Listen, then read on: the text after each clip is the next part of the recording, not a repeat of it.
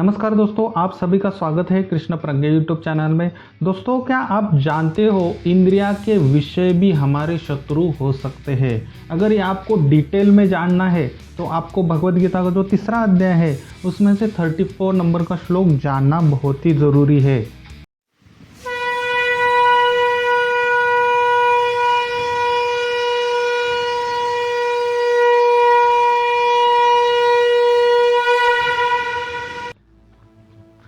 इंद्रियस्य इंद्रियस्यार्थे रागद्वेषो व्यवस्थितो तयोर्न वशम गच्छेत तौ हि अस्य परिपन्थिनौ। इंद्रियस्य इंद्रियस्यार्थे रागद्वेषो व्यवस्थितौ तयोर्न वशम गच्छेत तौ हि अस्य परिपन्थिनौ। अब हम श्लोक का संधि विच्छेद और उसका हिंदी अर्थ देखते हैं। हमारे श्लोक की पहली लाइन है इंद्रियस्य इंद्रियस्यार्थे रागद्वेषो व्यवस्थितो। इसका संधि विच्छेद करते हैं इंद्रियस्य इंद्रियस्यार्थे। ये शब्द बहुत बार गया है, यहाँ पे संधि विच्छेद कैसे होगा? इंद्रियस्य धन इंद्रियस्य धन अर्थे रागद्वेषो, राग धन द्वेषो व्यवस्थितो। यहाँ पे संधि नहीं हो रही है। अब हम हिंदी अर्थ देखते हैं। इंद्रिय से इंद्रियस्यार्थे का हिंदी अर्थ होता है इंद्रिय का इंद्रिया के विषय में राग द्वेष अर्थात लोभ और द्वेष व्यवस्थित नियम से स्थिर है। दूसरी लाइन देखते हैं तयोर्न वशम गच्छेत तौ हि अस्य परिपन्थिनौ। संधि विच्छेद करते हैं। तयोर्न का संधि विच्छेद कैसे होगा? तयो धन न वशम गच्छेत तौ। यहाँ पे संधि विच्छेद कैसे होगा? वशम धन आगच्छेत। ही अस्य का संधि विच्छेद ही धन अस्य। परिपन्थिनौ का संधि विच्छेद जैसे है वैसे ही होगा, क्योंकि यहाँ पे संधि नहीं हो रही है। हिंदी अर्थ देखते हैं। तयोन का हिंदी अर्थ होता है उनके नहीं। वशम आगच्छेत का अर्थ होता है वश में आना चाहिए।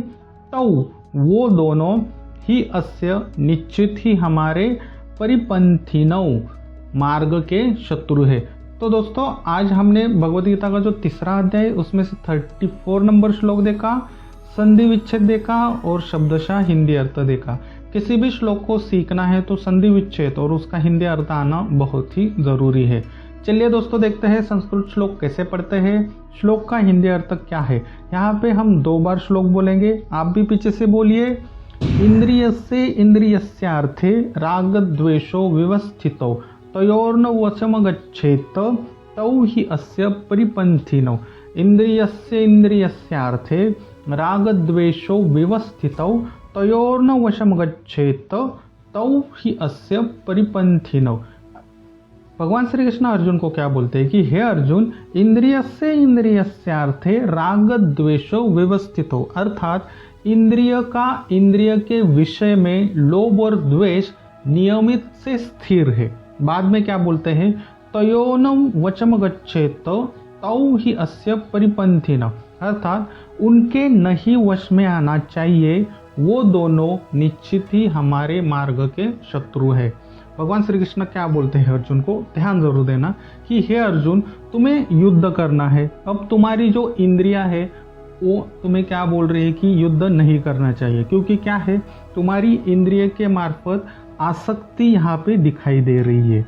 तो भगवान श्री कृष्ण क्या बोलते हैं कि ये जो इंद्रिय के जो नियम होते हैं वो हमेशा के लिए स्थिर होते हैं। अभी तुम्हारी आंखें क्या करेगी? पितामह भीष्म को देखेगी, गुरु द्रोणाचार्य को देखेगी, अब तुम्हारे जो मामा है उनको देखेगी।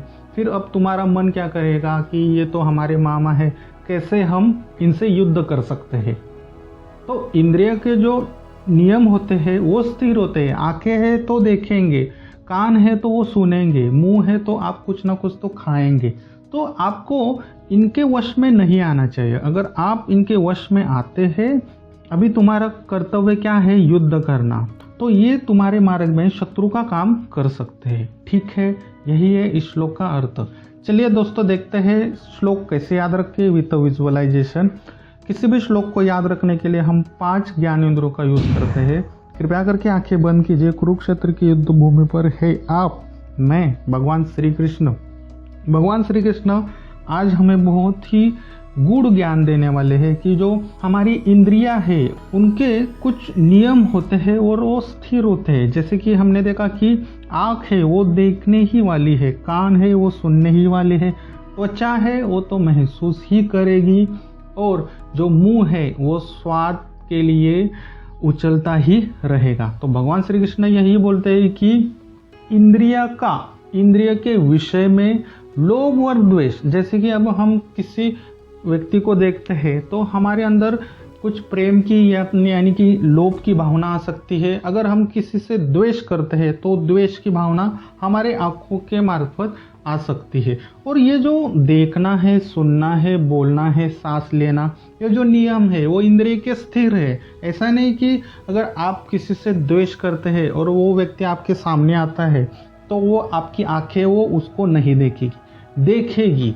तो भगवान श्री कृष्ण क्या बोलते हैं कि अगर हम कोई संकल्प लेते हैं फिर भी वो वस्तु हमारे सामने आती है तो उनके नहीं वश में आना चाहिए। जैसे कि हमारी आंखें किसी वस्तु को देख रही है जिसका आपने त्याग किया है और वो आपके सामने दिखाई दे रही है, तो वो आँखों के मार्फत से हमें उनके वश में नहीं आना चाहिए। अगर हम देखेंगे फिर हमें खाने की इच्छा होगी, जो हमारा संकल्प है निश्चित वो हमारे मार्ग के शत्रु हो सकते हैं। ठीक है, बहुत ही महत्वपूर्ण श्लोक है, इस श्लोक पर विचार जरूर कीजिए। श्लोक बोलता हूँ, पीछे से कनेक्ट करने की कोशिश जरूर करना। इंद्रियस्यार्थे राग द्वेषो विवस्थितौ तयोर्न वशम गच्छेत तौ ही अस्य परिपन्थिनौ। एक बार फिर से श्लोक बोलता हूँ, कनेक्ट करने की कोशिश जरूर करना। इंद्रियस्यार्थे राग द्वेषो विवस्थितौ तयोर्न वशम गच्छेत ही अस्य परिपन्थिनौ।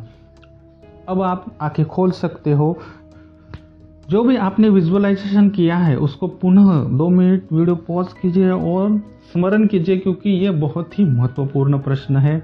जब भी हम कोई भी वस्तु का त्याग करते हैं तो वो वस्तु हमारे आँखों के द्वारा, कानों के द्वारा, नाक के द्वारा या त्वचा के द्वारा हमारे सामने फिर आ सकती है। तो हमें ऐसे समझना चाहिए ये तो इंद्रियों के नियम ही है। अगर आपने किसी चीज़ का त्याग किया भी है तो वो आपको दिखेगी, ऐसे नहीं कि आपको नहीं दिखेगी। ऐसे नहीं कि उस व्यक्ति की आवाज़ आपके कानों पर नहीं आएगी, वो व्यक्ति बोलेगा तो आएगी। लेकिन हमें क्या करना है, हमें जो उनके जो नियम स्थिर है ना आँखों के, कानों के, उनके वश में नहीं आना चाहिए। अगर हम उनके वश में आते हैं तो हमने जो त्याग किया है और उस त्याग के मार्ग पर जो हम चल रहे हैं तो उस मार्ग पर वो शत्रु की तरह काम करते हैं। चलिए देखते हैं इस श्लोक के क्या है प्रश्न। एक ही प्रश्न है, इस श्लोक से आपने क्या सीखा? बहुत ही महत्वपूर्ण सीखा। क्या सीखा वो कमेंट्स बॉक्स में कमेंट्स जरूर करना। इसी तरह 700 श्लोक सीखना है तो कृष्ण प्रज्ञा यूट्यूब चैनल को सब्सक्राइब जरूर करना। चाणक्य नीति सीखना है तो चाणक्य प्रज्ञा यूट्यूब को सब्सक्राइब जरूर करना।